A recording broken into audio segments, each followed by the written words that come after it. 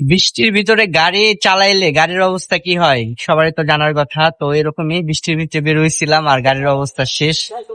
গাড়ি ওয়াশ করার জন্য আসছি, গাড়ি এখন ওয়াশ চলতেছে। এই দেখে আপনাদেরকে, এই দেখেন গাড়ি এখন চকচক করতেছে। তো গাড়ির অবস্থা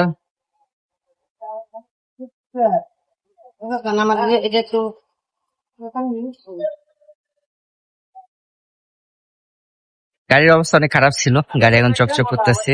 তো এই হলো গাড়ি আমার।